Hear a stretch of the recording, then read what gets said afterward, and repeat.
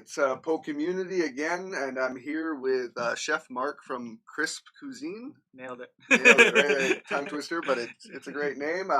Tell us a little bit about yourself, Mark. Where did you grow up? What do you Yeah. like? What do you like to do besides even what you do? So I grew up in Vancouver. I'm like one of the few Vancouverites that's like still around. So I love BC. I like grew up here my whole life. Um, Cooking is like my biggest passion in life. I'm very happy and excited to continue to do this for the rest of my life. I've definitely found my calling. So yeah, that's kind of like the starting point of like what I've done. So yeah, Vancouver is a big part of obviously my heritage now, just growing into this. So yeah. Nice. How long you been doing this? How long you been cooking? So I've been cooking for 15 years, like professionally. I started in 2003,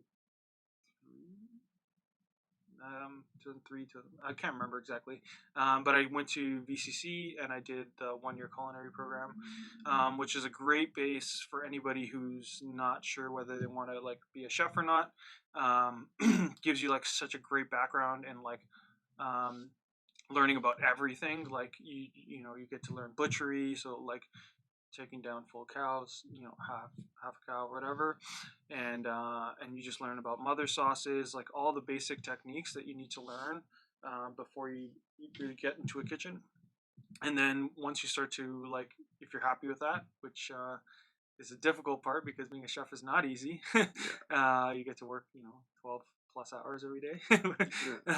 But once you get part of that, then you start working in restaurants. You figure out whether you like it or you love it. And if you don't love it, then you shouldn't be doing it. Yeah, exactly. That's pretty much the key to life, I think. When you were doing it, like, did you ever find yourself like when you went home not wanting to do it, or you always want to continue to cook? Like, uh, you always, it didn't matter if you had a bad day at maybe the restaurant you were cooking at. yeah, I mean everybody has bad days. Like Yeah, that's like the doesn't matter what you do. You're there's going to be times where you're not happy with either yourself or the situation that you're in, or plethora of things. Of course, there's been days where I just thought, oh man, I'm not really happy, but I never really wanted to stop cooking. Like I just had to take myself out of situations where I wasn't like the situation wasn't beneficial to me. So there's been times where you have chefs who are not great communicators, and you feel like you're like the crutch of the team, or you know or you just have managers who don't really want to listen to expanding and being better. And that was a big reason. Like I went through a lot of experiences like that before I started Chris Cuisine, and I realized I was if I wanted to create my own reality and my own vision of what I think food should be and an experience of dining should be, then I had to start with myself. And I had to take away all the other noise, all the other maybe experiences and that other people had, because a lot of times I would ask myself like, why can't we do this?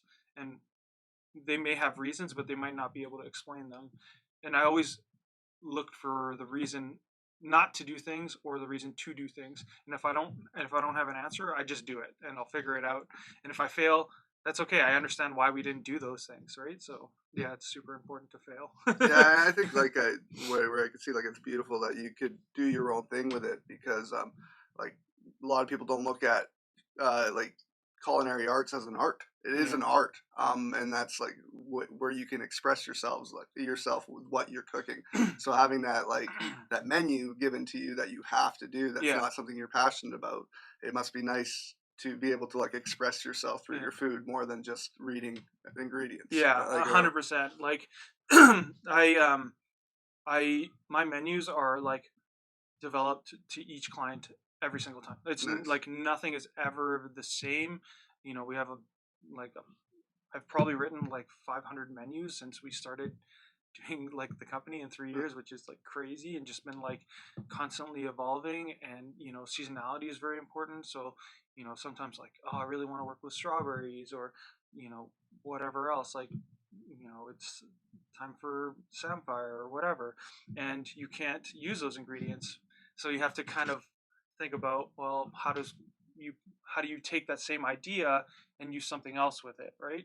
So or you just put it on the bench for next year when that time comes around, and you can use that again. So as far as like art goes, like you really have to constantly be thinking about all the decisions that like granted you success. So all the things that made you successful, and okay, well, if that food doesn't work, then you're not gonna make something that's great. So Cool. yeah. Do you do like a lot of catering? Is that what it is? Well, the majority of what we do is private dining. So I normally go and cook at people's homes. I'll like send them a menu and normally ask like how many guests and dietary restrictions and allergies, because obviously you never want to get anybody sick. Yeah. So those are the two most important things. And if they let me have my way or they want a specific thing, then we'll just kind of cater to them exactly the way they envisioned their meal. And we go there, we cook for them. We tell them a little story about the food as well, because that's very important, is to create not only the food but a memory of why they enjoyed it. And like that memory has to come from, not just the food, and enjoy, like the food's got to be key number one, but if we can create a story of why this dish is amazing and they can tell their friends, then we're winning. Like that's the only thing we want to do, is create memories for these people so they can go around and tell people about how they loved CrispCuisine's food. That's awesome. Obviously, it's a rough time going on right now in the world. How like did it affect you a lot? Or Yeah. I felt like the first 3 months of when the coronavirus hit, I was like petrified. I was like, I don't even know if I'm gonna get a cook again. Like, I don't know what's gonna go happen with the company. Like most people, I felt like I was paralyzed with fear, because first of all, I didn't want to get myself sick, and I didn't want to get anybody else sick. Like two hand in hand, right? So I had to take that very seriously, and you know, and a lot of people who were very supportive of me um, just was like, you need to keep going, like you can find practices that are going to work. And I saw a lot of other, like either restaurants or um, like other catering companies just slowly start to come back and just create protocols to create safe environments for their guests. And that's what we were doing. We're constantly making sure that we can create a safe environment for them. And obviously we're trying to do our best to make sure that that comes along, and not trying to take too many people doing too much work, because you don't want to be exposed to people. And we just had to we actually had to take a big step back from private dining, just because of that. We didn't want to be around people, and we didn't want be around. So we started writing a newsletter, and then we started doing like like a fresh eat, which is basically like that weekly menu, and we deliver it on Fridays. So that's been really helpful to kind of minimize the contact of people, and so that's been good. But it's also it's just hard, because you don't know what's going on. And yeah. even now you feel a little bit worried, and you're just trying to make sense of the world. Yeah, and just trying to adapt. Like, yeah, Yeah. that's what you have to do to succeed, is adapt. And just Yeah. some people are having a really hard time adapting Yeah. uh, to what they need to do, and they're just kind of crippled. And I know, like, obviously, you're relying on events and stuff like at that nature, where and bringing people together for dinners is Yeah. like your whole thing. Yeah. And we kind of gone through that too, with events being a huge thing we've been wanting to promote and Hmm. do, and having to change our structure to more of a really catering to online presence. Yeah. Like that, I think everybody that has that entrepreneurial mind should know that they have to not cripple themselves to Yeah. kind of do what you have to do. It might not be what you're comfortable doing. Yeah. But yeah, I think it's really good to hear. Like you knew you had to kind of put others ahead of even like yourself, your wallet, your anything. Like Oh yeah. it's a crazy time. It's definitely bringing the best and almost the worst out of people, but Yeah. like mostly the best. Yeah, I felt like when we started writing our newsletter, I mean, we wrote what we do is we write a newsletter, and I tell a story, like a small story about like Chris Cuisine or myself, and like how we're getting to this point, and how like how Chris Cuisine kind of came to be. And I'm telling my story of how I lived in London, and how I met my wife, and just like little stories like that get people connected to like Chris Cuisine. But also it just helps us like constantly stay like in people's mind's eye. So, when the time comes around that they feel more comfortable maybe having a dinner, or they feel more comfortable, like, or they think about, oh, catering, and it's like that's the first thing I want. We want people to think about us, because we want to make sure that we can create something for them as well. So Yeah, it's really good. Have you seen, has there been more of an uptick recently? Because people are starting to live more comfortable.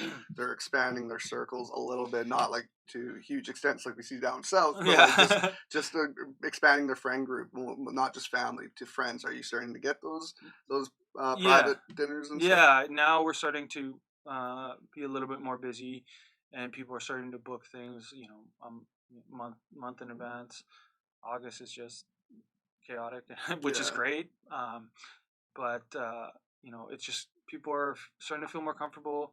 I feel uh, like praise be to Bonnie Henry, who's done such an amazing job with the province and just trying to make sure she's taking care of us. yeah, And and we have our neighbors, every one of us, to thank to be in this position, because without people taking it seriously, like things could have gotten much worse if not, so yeah, people are and I still feel like people are still taking it seriously, like people are still wearing masks outside, so people are, companies are asking people to wear masks in their establishment, and it's just to respect each other, yeah. you know what I mean, to create empathy. Like that's all we want to do is create, if we can create empathy towards each other, like there's nothing we can't achieve. Yeah, that's very true.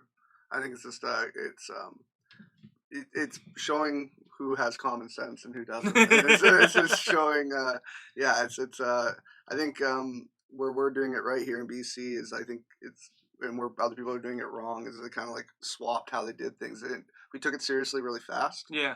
A lot of people, other places didn't, and now they're paying for it, and they're in the stages that we were months ago. So yeah, I think it's crazy. It's a very crazy, scary time for small businesses Yeah. and entrepreneurs and just anybody, obviously. But um, to talk to you and to see that you've just adapted to the new normal is what they're Yeah. calling it, even though we don't know where we're going to end up in a couple months to a year. Like we really don't know. So the uncertainty of basically standing on the edge of a cliff and not knowing the outcome and just like looking and looking and looking, Yeah. it can be hard for some people. But I think working hard and just continuing with what you're doing and trying to keep your mind off of it while still being cautious Yeah, for sure. is great. Yeah.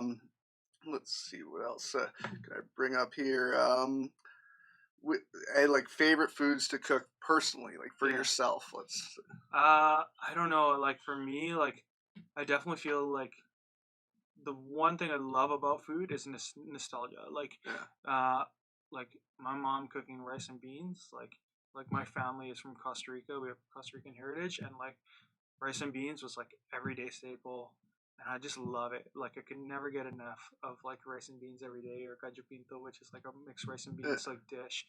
And like I go to Costa Rica, and that's all I want to eat. Like yeah, I want to feel comfort. Like every you know I'm very blessed to have like great amazing parents who have just like uh, you know been very supportive of what I do. Um, but my mom has just always been like always cooked in the kitchen, like meals, we ate every meal together. We had, everything was like kind of the atomic family of what you imagine, but she always cooked, so we always had like every time was a new experience, or she always wanted to make a good impression.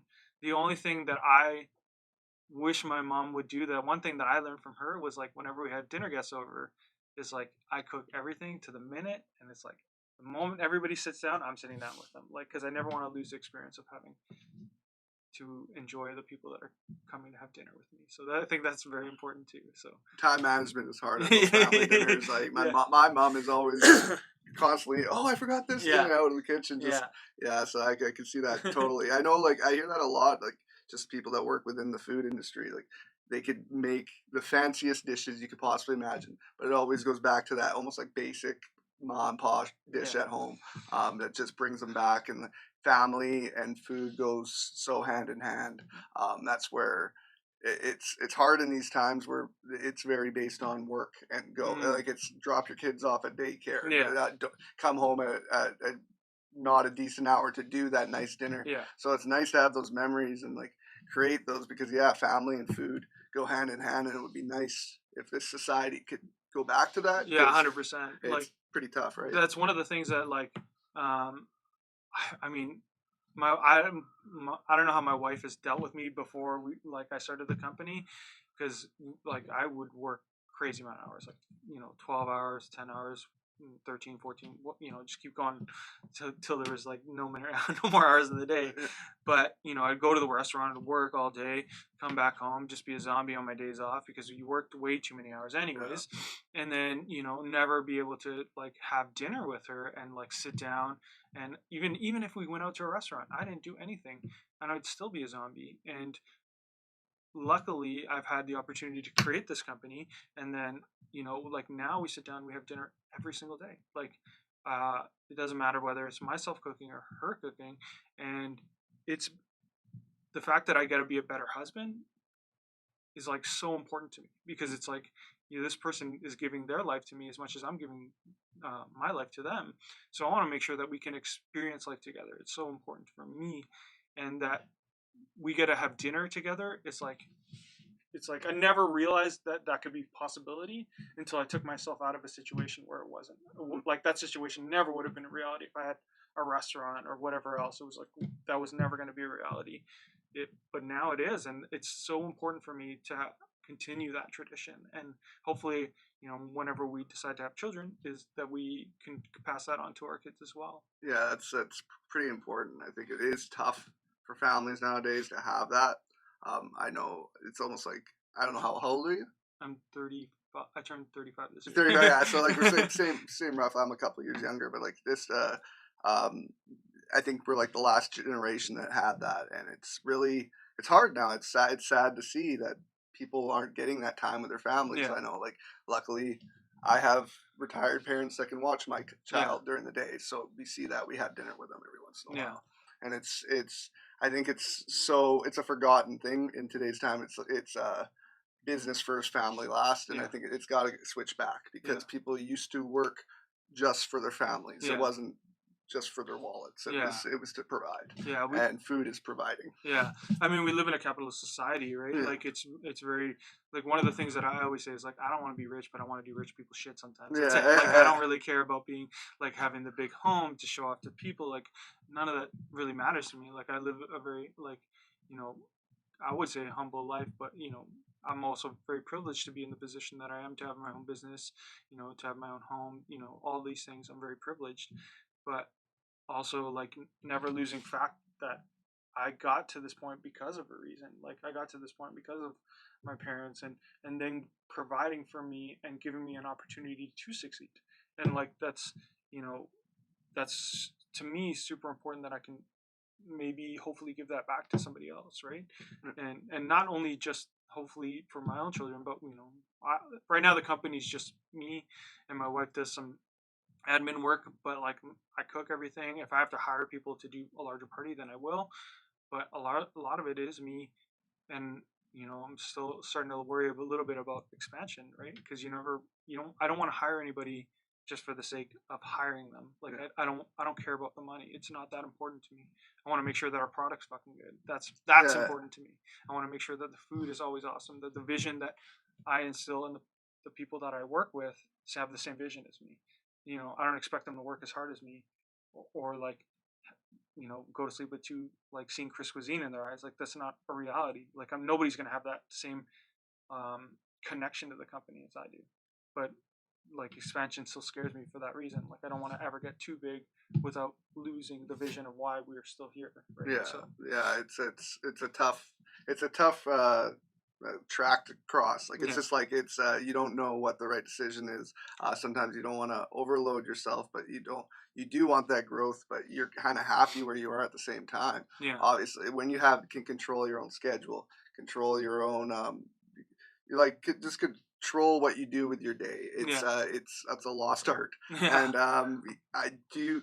It's just kind of switching things, but like, do you have with your parties, private dinners and stuff? Do you have something that's like a type of food that a lot of people tend to go for? Is it like a certain Italian, Mexican? No, I mean I worked in an Italian restaurant for a long time. Long in quotations, 3 years, and my wife is Italian, from Rome, Oh, nice. and so I have a lot of Italian influences in my life. But I also like really learned how to cook when I lived in England, and that was like a huge influence. So I also look at food like nostalgically through that lens, and just having that experience there. Um, so I don't really have like people don't aren't asking for specific things, because I feel like the menus that are created are like influenced by those things, but really, and even I've grown up in BC, like we have such a cultural diversity here. So there's nothing, those ideas aren't lost on me, but I don't have like, nothing is ever specific except for food that's seasonal. Like that's the only thing that is ever tethering me to reality when it comes to making food, is that I have to be like, okay, we only have halibut for X amount of the time of the season, or we only have cherries, or corn.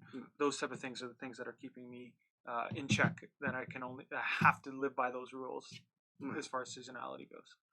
You do a lot of like fusion foods then, like taking a lot of influence from around the world and putting it together, or do you? Yeah, I mean, I don't. I wouldn't say like fusion is like almost like a taboo word when it comes Okay.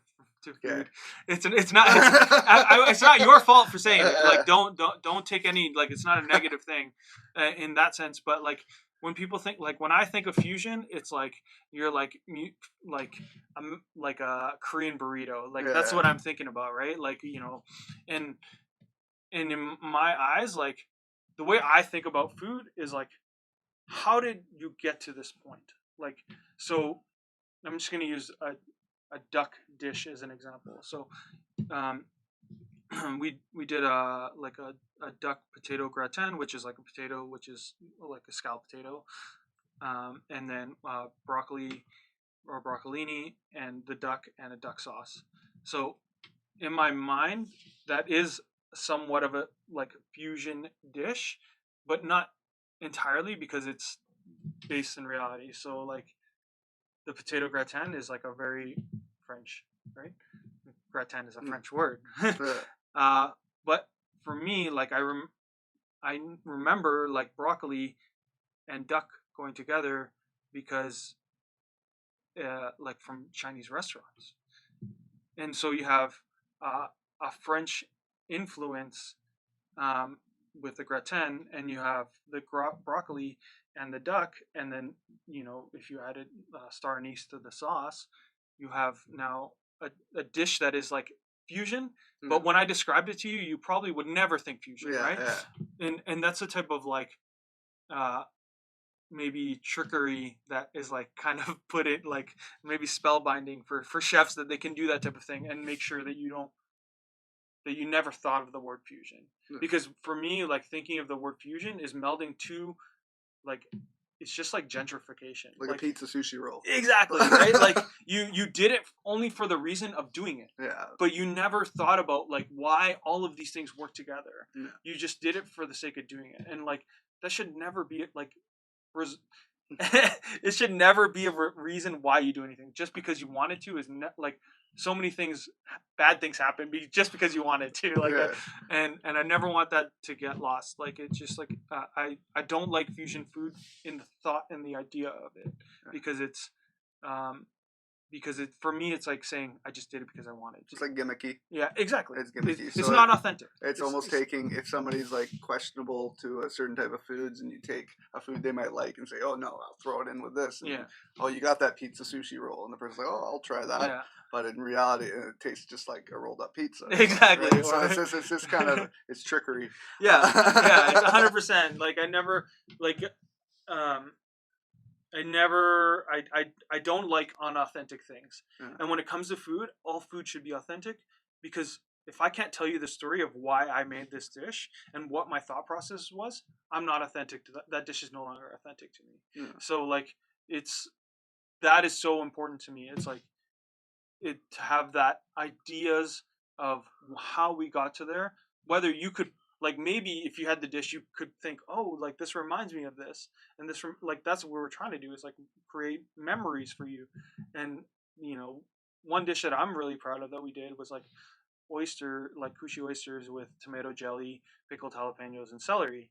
So that is like our riff on a Caesar, like the drink Caesar. So you have the tomatoes, you have the spiciness from the jalapeno, and you have the celery.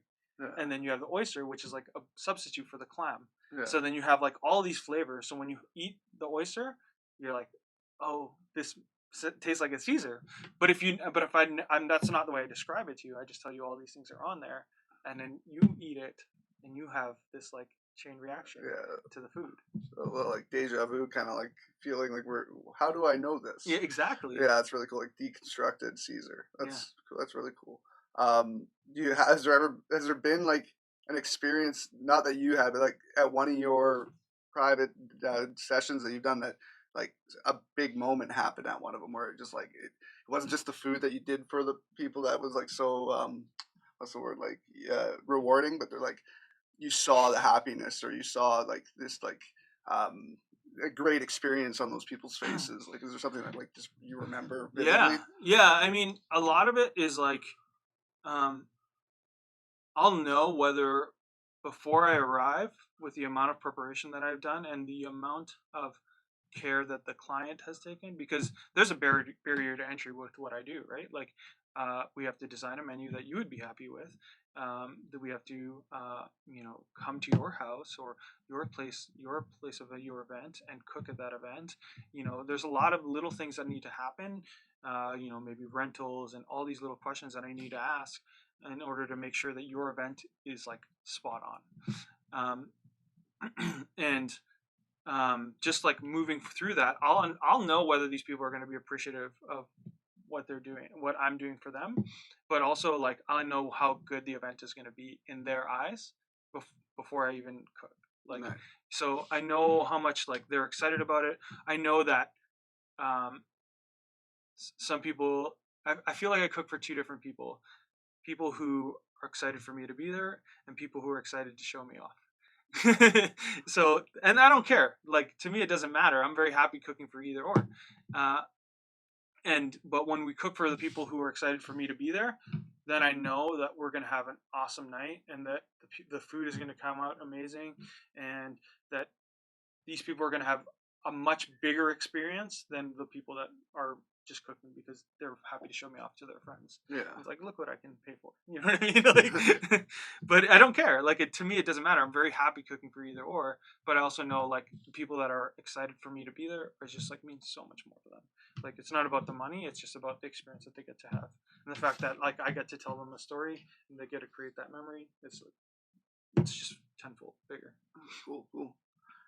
Here, what are some other passions you have outside of cooking? Outside of cooking, like, I mean, I'm definitely like a big gamer. I Nice. love playing. I love like just like very story-driven games. And then also I love playing multiplayer with friends if we can, bash each other a little bit, and just like kind of take the ease off things. Yeah, I mean that's like outside of cooking, that's like the one thing that I've enjoyed my whole life. So that, I don't know. Other than that, like how much other stuff? Yeah, it's really hard to have other passions when you're so busy with one. Yeah, I know. I'm a gamer too, and with a kid and a business run, I have zero time for video games. Yeah. I buy a game and I play it for an hour and then I never beat it. Yeah. Do you have a favorite game of all time? Probably like Legend of Zelda: Ocarina of Time. Hey. Yeah, check that out.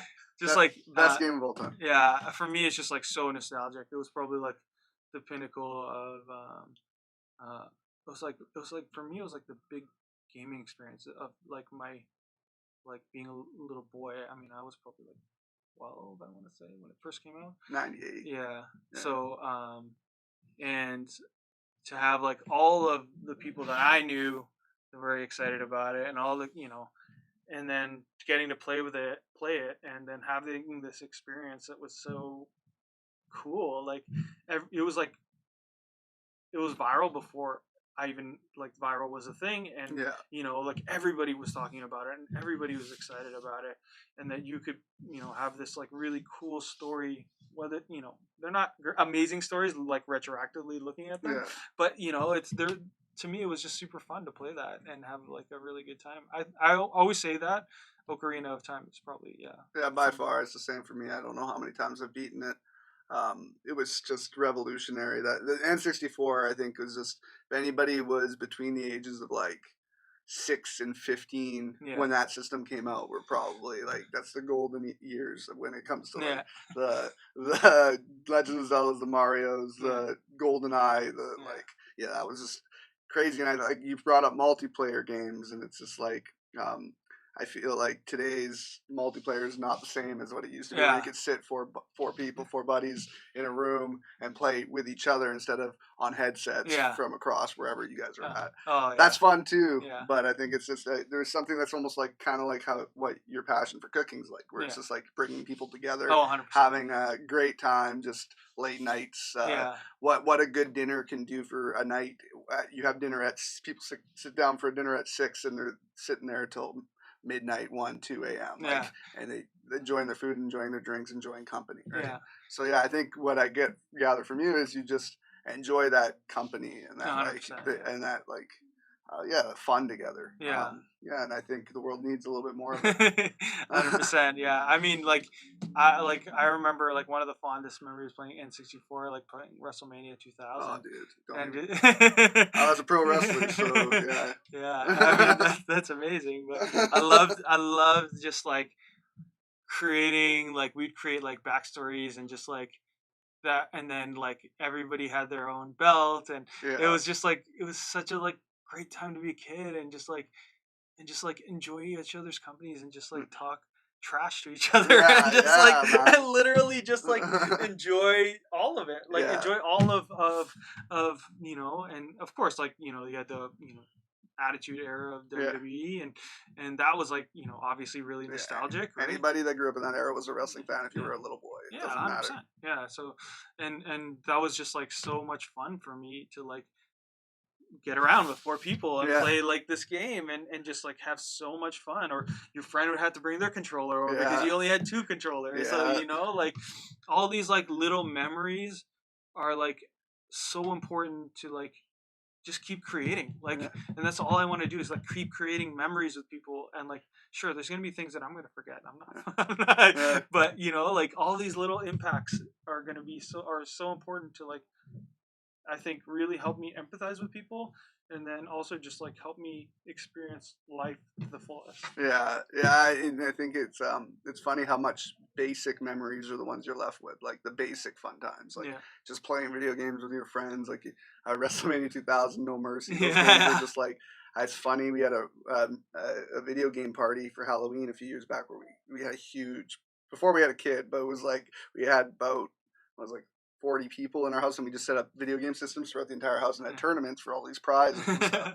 And I got a lot of heat from a lot of old buddies because I won the No Mercy tournament and I won one of my own prizes, and they were just choked. So it was just like yelling and yelling because it's like literally I took a moment from being like 10 years old, 11 years old, whatever it was, with the same guys Yeah. and did it in our late 20s Yeah. and just yeah, no, it was absolutely hilarious. Yeah. And yeah, that those kind of moments, like you gotta, I feel like they got to be created again, and Yeah. it's your business. I find is like one of the best businesses for that. You get to see that still, Yeah. and it can be a hidden thing for a lot of people nowadays. Yeah. Families not getting that time together, Yeah. and so you get to see that. That's something you're passionate about too. That you remember from your childhood, creating those memories for other people too. Yeah. That's key. Doing what you're passionate about. Yeah. It's super important to be. I mean, a lot of people, young people, are going to go through life and just not know what they want to do. But whatever you find passion in, understand that you will be more willing to be successful in it than anything else. Like Yeah, if you can find passion in whatever you want to do, and don't be afraid of evolving that passion and just being like stuck on one thing. Just keep pushing on what you love, whatever you love to do. Keep doing that, and that's very important. and if it's not paying the bills in the beginning, do it. Still make time for it. Yeah, Do what you love to do. One day it might be able to change for you. yeah, Don't give up your passions. Don't give up what you love. yeah, That's key. I find a lot of people are just doing that head down work where they just go home bitter and you only live once, man. Yeah. Drake said it best, right? So it's definitely it's nice to see meeting entrepreneurs through this. Yeah. Just people taking that initiative to control their own life. Like Yeah. it's huge. Yeah. Yeah. I mean, when I was a kid, I never thought that Twitch would be a thing, Yeah. and that people could get paid to play video games. Like I remember growing up watching like Reviews on the Run, which is like Yeah. just like a little video game show. They'd show like it was like half an hour. They'd review a couple games, and I'd be like so excited to see the gameplay of like that was like rerun over the course of like 30 seconds, like constantly showing the same thing Yeah. or whatever, and being like, oh my god, like I got to see this game, and before I even got to play it. Yeah. And I'd be like, oh, this is so cool. Like, and then fast forward 20 years later, people are playing video games and enjoying like their story with other people, and to me it's so cool that they get to do that. Obviously, I mean, I would never enjoy playing video games for 8-12 hours or whatever they do. Like it's not demanding. Yeah, it's not an easy journey, and the people that have gotten to be successful at it are very dedicated to it, and good on them. But it's not my journey, right? Yeah. But I never thought that when I was a kid that I got to see this little snippet of a let's play game or let's play video, and that people would then turn that into like making X amount of money. Yeah, careers. I think generational like careers have changed through time. Like just like my parents are probably roughly the same age as your parents. Like that generation's get a good job, get good benefits. That's usually what they were aiming for. A lot of it like just wanted that security. And I think now we've created it's like that whole idea of forgetting your childhood and becoming an adult and not having any of that inner child in you anymore. Like you have to act a certain way has disappeared with our generation. And I think that's a good thing. That is actually taking things that if you're that passionate about gaming, our generation is the generation that said, I'm going to make money doing this. Like there's not just people making this for me or making money. Now I can play these and make money. And then you really know if you really want to do that. Because like you said, it's long days. Like it's more demanding than people give it credit for. Yeah, it's not just sitting there and like being an entrepreneur, understanding that just because you're good at one thing doesn't mean you're good at everything. Like that's the one thing like I was very naive under thinking like, well, I'm very good at cooking, so I'll be maybe good at running a business. Absolutely not. Like I failed so many times getting to this point, and I'll probably fail a whole bunch more.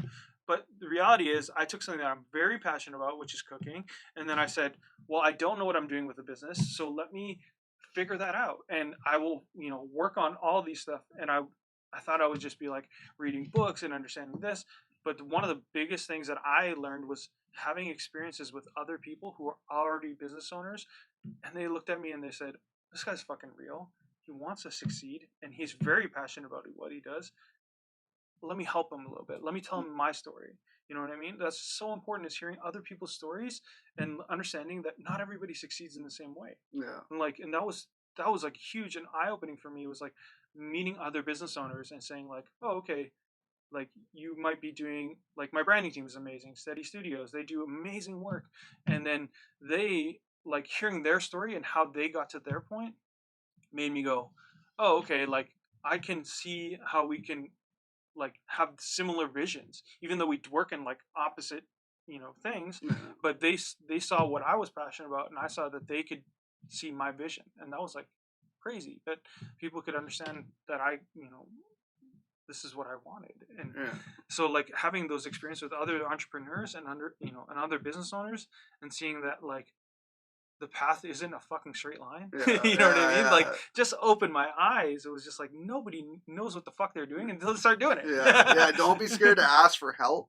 And don't be scared to fail. And I think that's what is wrong with today, is the idea of failure is so negative, when in reality the best decisions are made after failure. Really.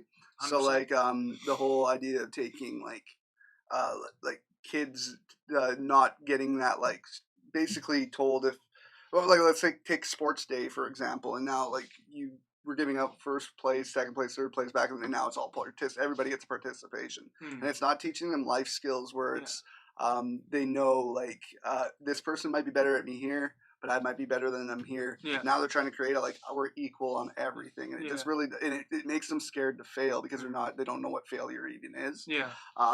So like and I think it's really really heavy on today's society where just like failure is so negative. Yeah. And like you say you failed a bunch of times, you're gonna fail again. Yeah. If you look at it that way, you'll forget about those failures because there'll be so much more success on the way if you expect to know that you might fail again, but Yeah. you can fix it. Yeah, 100%. Like I mean, you obviously carry some burdens a little bit heavier than others, but like I also think, you know, understanding those and just trying to evolve from them is like way more important than anything else. Like, uh, as far as like like the participation thing, understanding like I always view like I can't communicate with everybody in the same way.